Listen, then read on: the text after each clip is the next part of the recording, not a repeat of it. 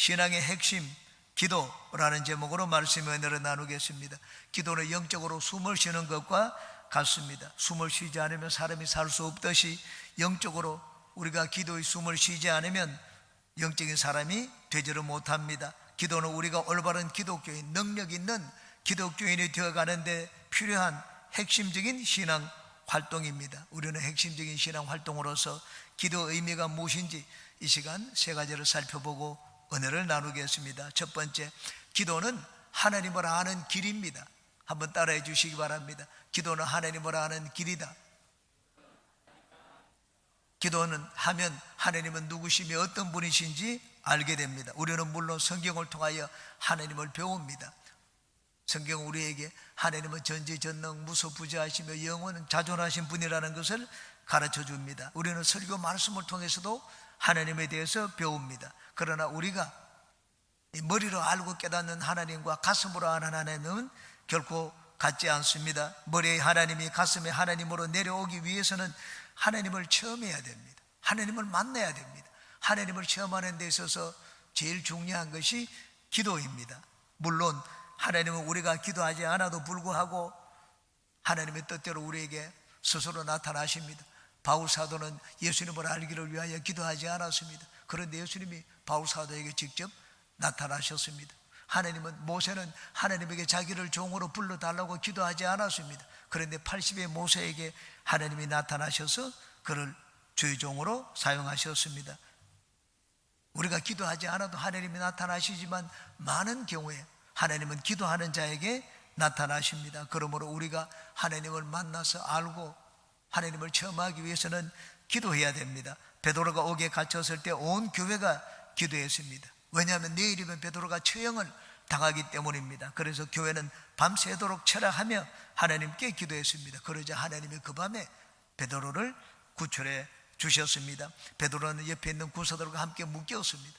한번 천사가 풀어진 경험이 있기 때문에 이제는 빠져나가지 못하도록 쇠사슬로 옆에 있는 군사들과 함께 묶어 놓았습니다. 쇠사슬이 저절로 풀렸습니다. 옥문이 저절로 열렸습니다. 이중 삼중으로 문을 닫아놓고 이 군사를 보내어 지켰습니다. 그렇지만 옥문이 저절로 열리고 이겹삼겹으로 베드로를 지키던 군사들은 전부 다 잠이 들고 말았습니다. 그래서 베드로는 옥에서 빠져나와서 시내까지 나오게 되었습니다. 베드로 자신도 이것이 꿈인지 생시인지 긴가민가했습니다. 사도행전 12장입니다. 베드로가 나와서 따라가르세 천사가 하는 것이 생시인 줄 알지 못하고 환상을 보는가 하니라. 하나님의 기적을 많이 체험한 베드로였지만 옥중에서 구출해 주시는 그런 진짜 불가능한 상황에서 구출해 주시는 하나님의 놀라운 일을 체험하자 하나님을 새롭게 알게 되었습니다. 옥에서 구출된 후 베드로는 마가 요한의 어머니 마리아의 집으로 달려갔습니다. 그곳에는 성도들이 모여가지고 기도하고 있었습니다. 베드로가 대문을 두드렸습니다. 로데라 하는 여자아이가 나왔습니다. 그런데 베드로의 음성을 듣고 깜짝 놀랐습니다. 문을 열어주기보다도 막 다시 뛰어가서 기도하는 사람들에게 얘기했습니다. 베드로가 바깥에 왔다. 문 밖에 서 있다고 했습니다. 그 말을 듣는 무리들이 다 얘기했습니다. 네가 미쳤다고 했습니다. 이 시간에 어떻게 거기서 나올 수가 있느냐 그렇게 얘기를 했습니다. 그런데 바깥에서 문 두드리는 소리가 또다시 들렸습니다. 이제는 로데와 함께 많은 사람들이 대문에 와봤습니다. 과연 문을 열고 보니 베드로가 그 밖에 서 있었습니다. 기도하기 전에는 우리가 인간의 이성의 한계 안에서 생각을 합니다. 내가 생각하는 한도 내에서 상상을 합니다. 그런데 기도해 보면 하나님은 우리의 상상을 초월하는 일을 행하시는 것을 알게 됩니다. 그래서 머리에 있던 하나님이 가슴으로 내려오게 됩니다. 기도는 하나님을 하나님으로 올바로 아는 길입니다. 길이 없는 곳에서 기도하면 하나님은 막다른 골목에서 길을 내시는 분이라는 것을 알게 됩니다. 인간의 이성과 경험으로 판단하여 문제를 해결할 방법이 없을 때 기도하면 하나님은 나의 이성과 경험을 초월하여 문제를 해결하시는 분이라는 것을 알게 됩니다. 모세는 이스라엘 백성들이 고기를 달라고 할 때 자기 힘으로 그 고기를 이스라엘에게 공급해 줄 길이 없었습니다. 그래서 하나님께 나아갔습니다. 나를 차라리 죽여주십시오. 나는 자식도 아닌데 이들의 요구로 나는 이제는 더 이상 들어줄 수가 없다고 했습니다. 그런데 하나님은 모세가 생각하는 이 땅과 바다에서가 아니라 하늘에서 먹을 것을 내셨습니다. 메추라기를 보내어서 막 코에서 냄새가 나서 질리도록 한 달 동안 고기를 먹도록 만들어 주셨습니다. 하나님은 우리가 알지 못하는 길을 알고 계십니다. 길이 없으면 어떡합니까? 하나님은 또한 길을 만드시는 분입니다. 기도하면 우리는 하나님이 누구신지 알게 됩니다. 거꾸로 이야기하면 하나님은 우리에게 놀라운 일을 보여주실 때 기도하게 만드십니다. 그러므로 기도는 사실 내가 뭘 막 만들어서 하는 것이 아니라 하나님이 시켜서 하는 것입니다. 기도할 마음을 주신 분도 하나님이시고 기도를 계속하도록 인도하시는 분도 하나님입니다. 하나님이 왜 그렇게 하십니까? 우리에게 좋은 것을 주시기 위해서입니다. 그리고 하나님을 우리 마음에 새기기 위해서입니다. 하나님은 이스라엘에게 하나님을 그 마음에 새기도록 하기 위하여 40년 동안 광야를 이끄시면서 그들에게 놀라운 일을 많이 보여주셨습니다. 그러므로 하나님이 여러분에게 기도하게 하셨을 때는 끈질기게 기도하시기 바랍니다. 이게 쉬지 말고 기도하라고 하셨는데 이 말은 포기하지 말고 하나님이 들으실 때까지 기도하라는 말입니다. 하나님은 우리의 기도를 들으십니다. 믿으시면 아멘 하시기 바랍니다.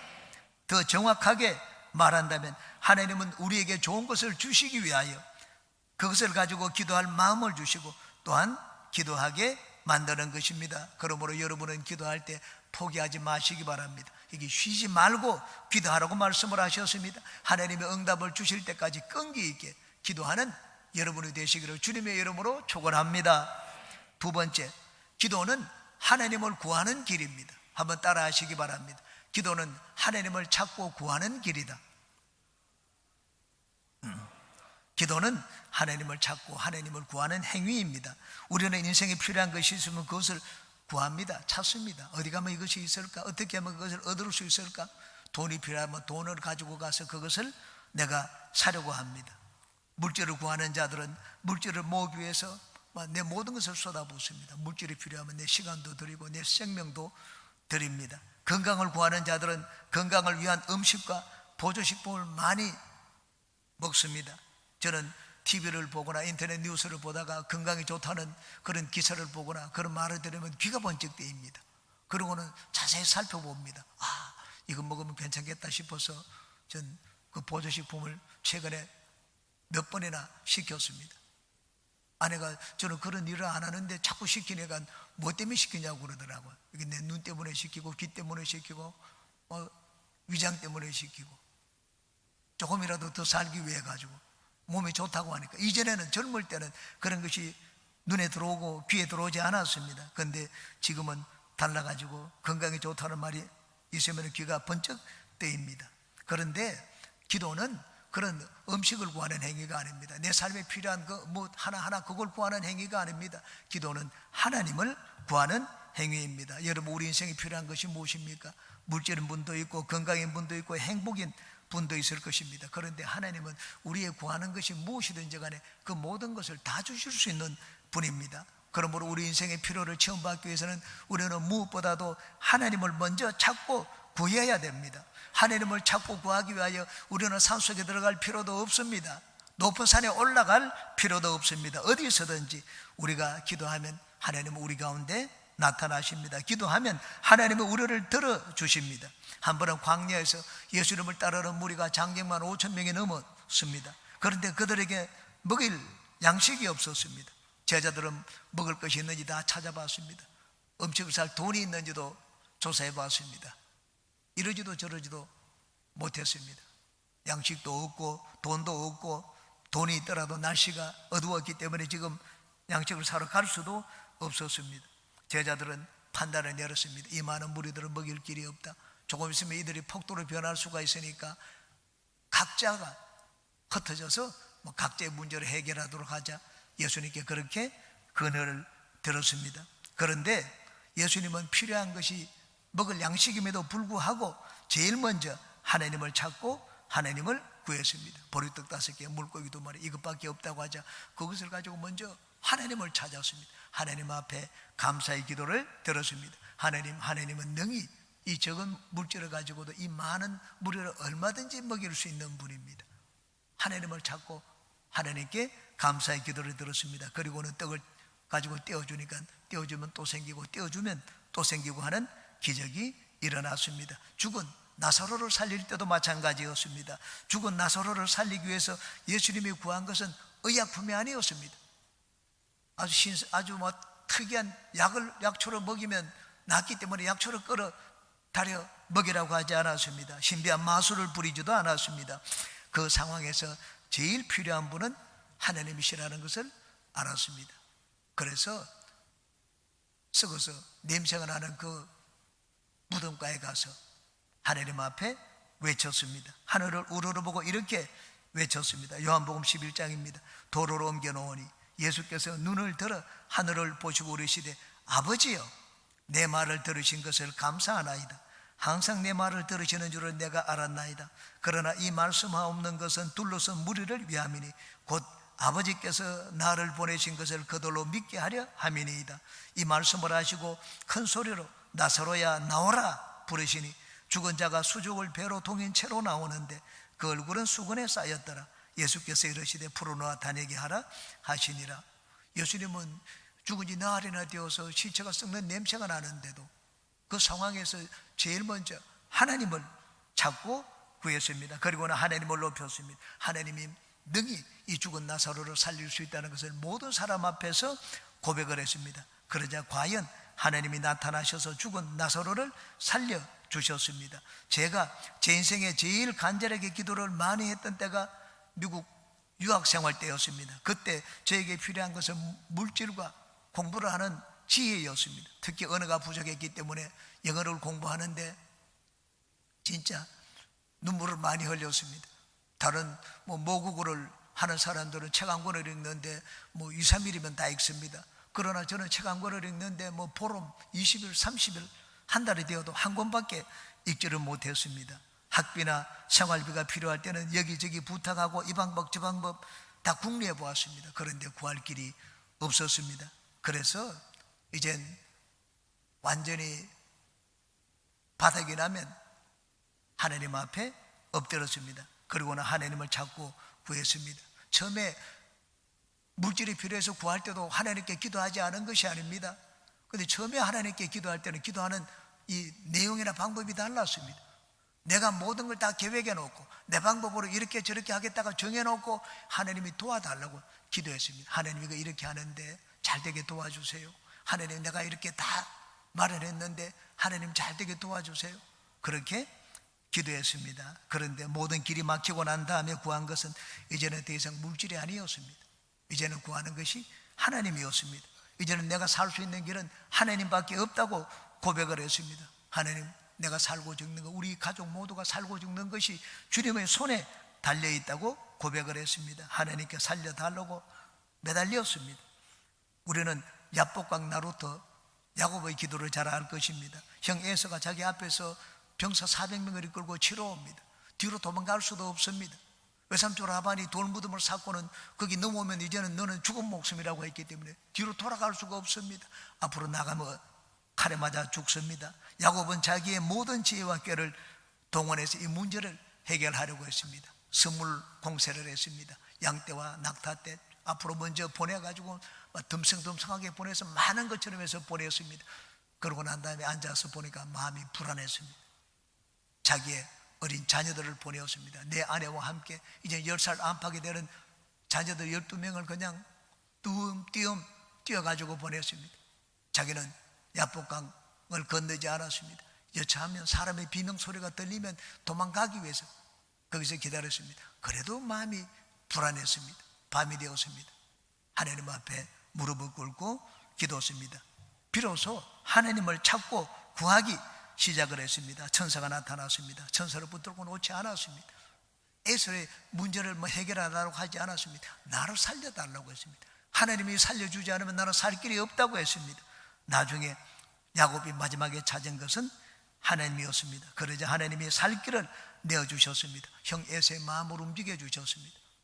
군사를 데리고 오던 죽이려고 했던 그 군사가 나중에는 야곱의 호위병이 되도록 해 주셨습니다.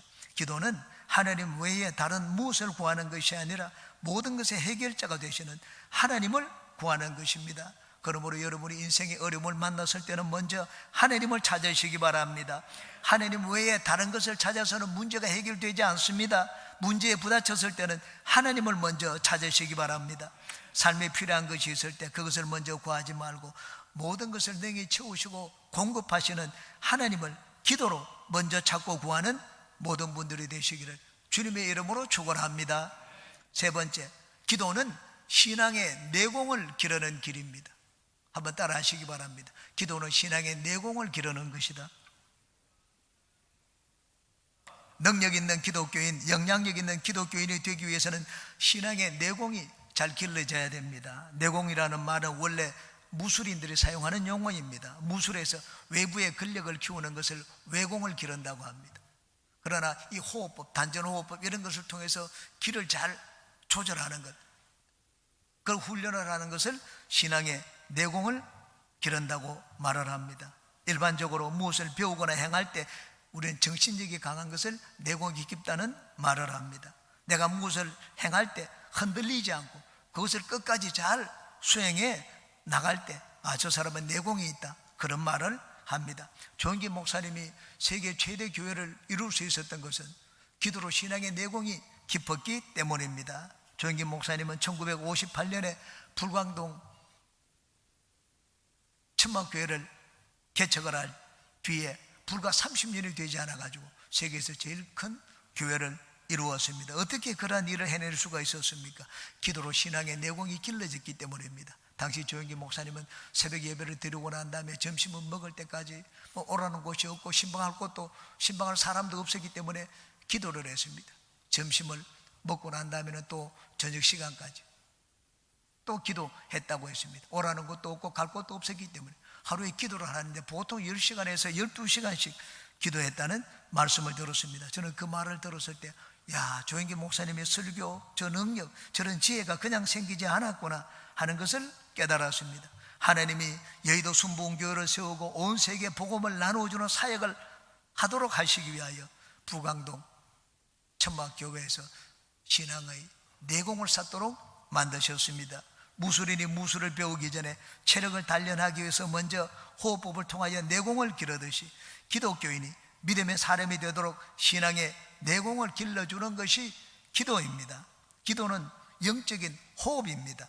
신앙의 내공을 중요성을 알기 때문에 조영기 목사님은 늘 말씀을 하실 때 기도하라고 말씀을 하십니다. 주의종은 하루 3시간씩 기도하고 평신도는 하루 1시간 이상 기도해야 된다고 말씀을 하곤 했습니다. 한 번은 예수님이 변화산 위에 올라가셨을 때 산 아래 제자들이 간질병 들린 아이를 놓고 그냥 실험을 했습니다. 이렇게 되어보고 저렇게 되어봤는데 간질병이 낫지를 않았습니다. 그때 예수님이 산 위에서 내려오셨습니다. 그러고는 말씀 한마디로 그 간질병 귀신을 내어 쫓아주시고 아이를 고쳐주셨습니다. 모든 사람들이 다 놀랐습니다. 예수님이 집에 들어갔을 때 이 무리들이 다 예수님 앞에 나아갔습니다. 그리고는 질문을 했습니다. 주님, 왜 우리는 안 되었습니까? 예수님이 그들에게 이렇게 대답을 하셨습니다. 마가복음 9장입니다. 이르시되 기도 외에 다른 것으로는 이런 종류가 나갈 수 없느니라 하시니라. 예수님은 신앙의 내공이 깊었습니다.